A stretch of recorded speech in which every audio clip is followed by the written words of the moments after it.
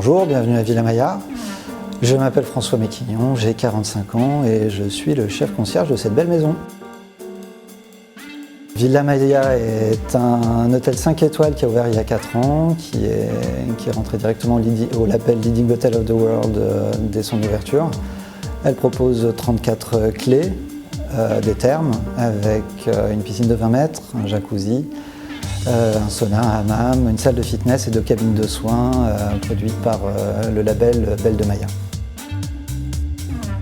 Le travail de concierge consiste à gérer toutes les demandes matérielles du client, ce qui sous-entend être en réseau avec l'ensemble des services de l'hôtel, que ce soit auprès de la gouvernante, du maître d'hôtel, de la réception, et également tous les prestataires extérieurs pour les agences de voyage, de spectacle, de billetterie, les agences de voitures de grande remise, ce qu'on appelle les limousines, les guides, les médecins, etc. J'ai fait l'école hôtelière de Saint-Bénigne à Dijon. Je suis parti ensuite en Grande-Bretagne pour, en travaillant en Savoie, passer un master en sommellerie.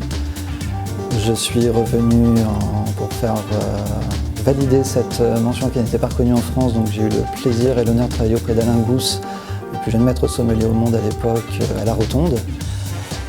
Ensuite, je suis parti 2 ans au service national dans la marine, qui est garant de l'étiquette française, qui m'a permis d'entrer dans les maisons privées, puisque j'ai travaillé donc dans la marine auprès du majordome de l'Élysée qui a suivi les présidents de Gaulle à Mitterrand. Et ainsi, j'ai pu rentrer au service d'une famille royale en exil et de 2 familles dirigeantes en France.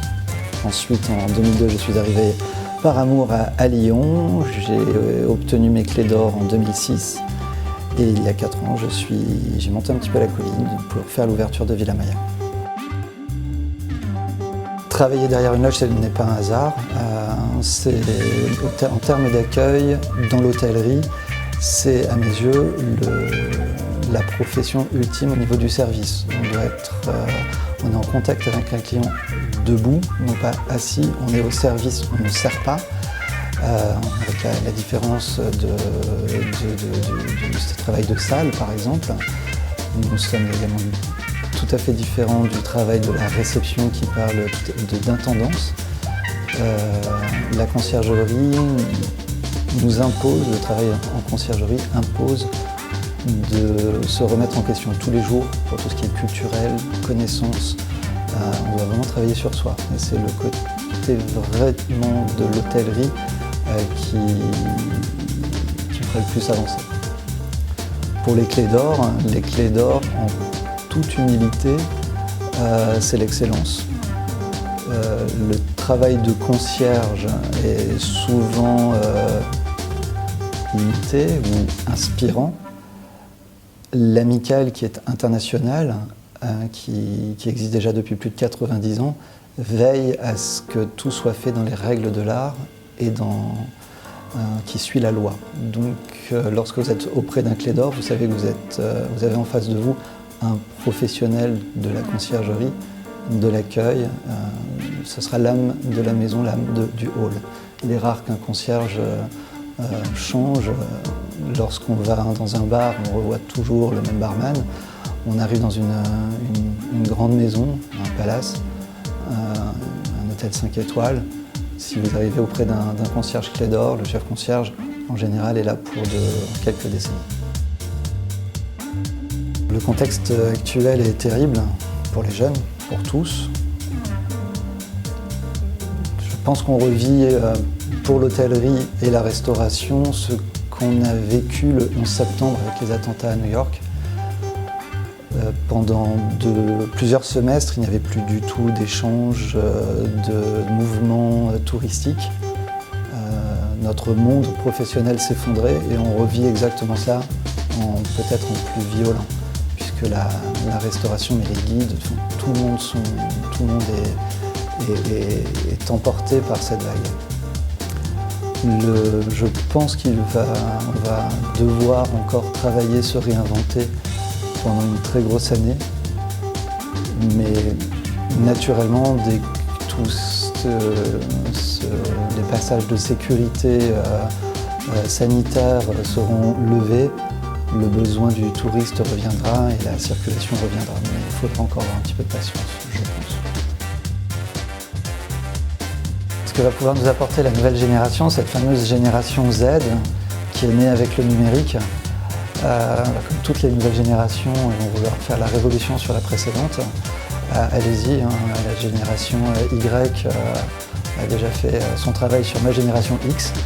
Je pense que de toutes les nouvelles vagues qui arrivent, c'est tout à fait naturel qu'elles veulent tout changer. Pour pouvoir construire quelque chose, il faut de bonnes bases, donc peut-être changer ce qui ne leur convient pas, mais tout de même de s'inspirer des choses positives qui ont été construites par les précédentes générations, et pas forcément par la précédente génération.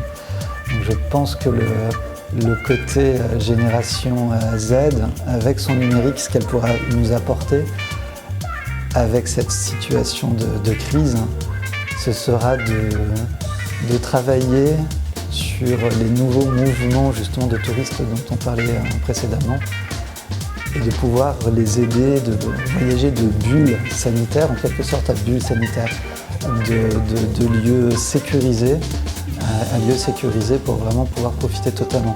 Ça, je pense que le numérique, et donc de cette génération qui le maîtrise totalement, sera un avantage certain pour notre profession.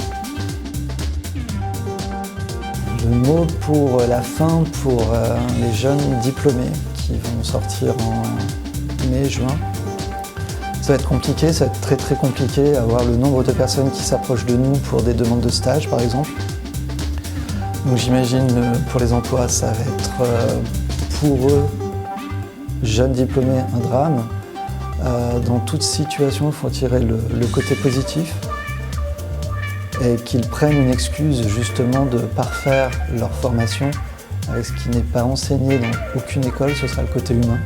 Là maintenant, je ne pense pas que chacun trouve un emploi totalement adapté à sa recherche, qu'il profite à faire du social, à prendre un sac à dos, de faire ce qu'on faisait jusqu'au XVIIIe siècle, au XIXe peut-être, le grand tour en Europe, c'est-à-dire qu'après avoir fait ses humanités, on allait découvrir l'Europe pour les différentes civilisations. Faites-le. Allez en Afrique faire de l'humanitaire, pas de plage, je parle vraiment d'être à la rencontre de populations qui permettront justement d'avoir pour l'accueil d'un hôtel et le service dans un hôtel, une vue différente de l'humanité, de l'homme, de l'humain, ce qui est dans le centre de toute préoccupation de l'accueil.